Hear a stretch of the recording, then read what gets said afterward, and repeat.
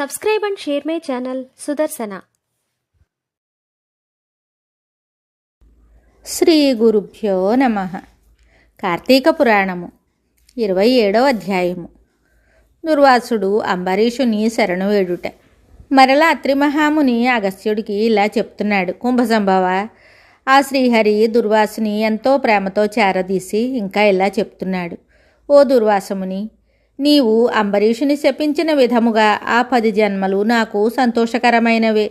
నేను అవతారములెత్తుట కష్టము కాదు. నీవు తపశ్శాలివి. నీ మాటలకు విలువ ఇవ్వవలెను. కాన అందులకు నేను అంగీకరించి తిని. బ్రాహ్మణుల మాట సత్యమైనచో వారికి గౌరవం ఉండదు.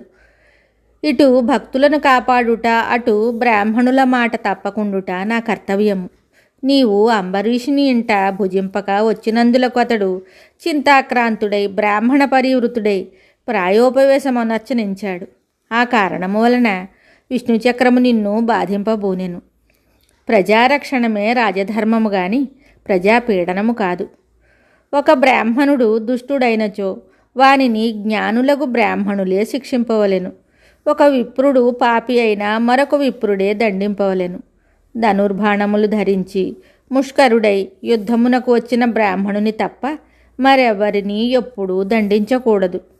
క్షత్రియ యువకుని దండించుట కంటే పాతకము లేదు. విప్రుని హింసించిన వాడును హింస చేయువాడును బ్రహ్మహంతకులని న్యాయశాస్త్రములు ఘోషించుచున్నవి. బ్రాహ్మణుని సిగబట్టి లాగినవాడును కాలితో తన్నినవాడును విప్రద్రవ్యము హరించువాడును బ్రాహ్మణుని గ్రామము నుండి తరిమినవాడును విప్రపరిత్యాగమొనరించిన వాడును కూడా బ్రహ్మహంతకులే అవుదురు. కావున ఓ దుర్వాస మహర్షి, అంబరీషుడు నీ గురించి తపశ్శాలియు విప్రోత్తముడును అగు దుర్వాసుడు నా మూలంన ప్రాణ సంకటము పొందుచున్నాడు. అయ్యో, నేను బ్రాహ్మణహంతకుడనైతినే అని పరితాపము పొందుతున్నాడు. కాబట్టి నీవు వేగమే అంబరీషుని దగ్గరకు వెళ్ళుము.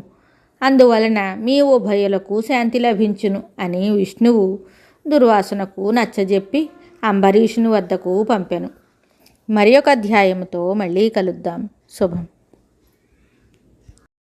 Subscribe and share my channel Sudarsana.